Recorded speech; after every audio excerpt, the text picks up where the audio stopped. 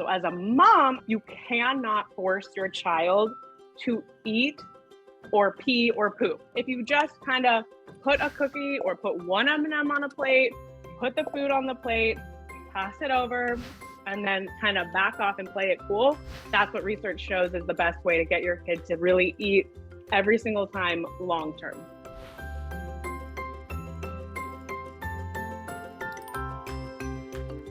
So I'm a mom of a 5-year-old, a 3-year-old, and I have another one on the way. I am a parent coach and my background is in maternal and child education.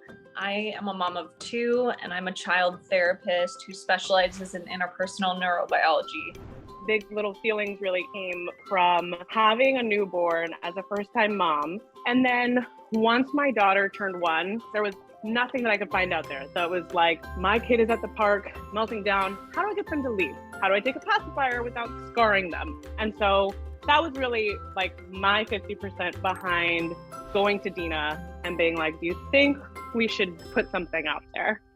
And basically, I just wanted to bring the most practical, real tips and tricks to get you through the real toddler struggles that happen day to day, whether it's bedtime or bath time, meal time, you name it. We give you easy to use game plans. Our Big Little Feelings philosophy is rooted in interpersonal neurobiology. Research shows that relationships between a kid and a caregiver shapes the way that your brain becomes wired and builds the coping skills that they're going to bring with them throughout life. Realistically, our kids melt down and we melt down. All feelings are okay. Feelings are healthy, and yeah, we're gonna mess up sometimes. And that's just part of being human. And when that happens, it's actually an opportunity to show them how to apologize. I'm gonna work on having my big feelings and not yelling.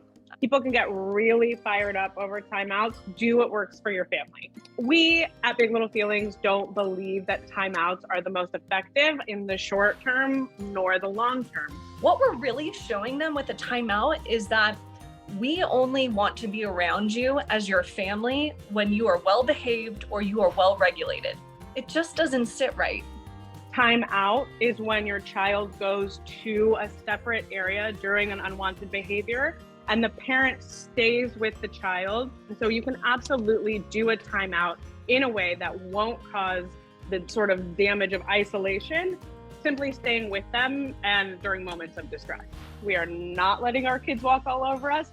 Honestly, it's mostly social media. If we're all being honest, that's where we start to see these labels of gentle parenting, authoritarian parenting. And I don't think anybody needs to label themselves as anything, by the way, because it's just confusing when you do that. And there's a lot of judgment, no matter which way you go. When we started this thing, it was, I want to talk to the one mom, the one parent who is struggling. And we care so deeply about each one person. And as we grew and grew and grew, and now we're at 2.6 million. But when I see one bad thing, it does just derail me. It definitely doesn't feel good. And that's been something that we've had to learn how to handle and get through. But at the same time, every time I see comments like that are judgmental, just critical, it kind of fuels me to make that my mission still, to not judge parents, not judge moms. Like, parenting is already the hardest job in the world. The last thing we need is judgment.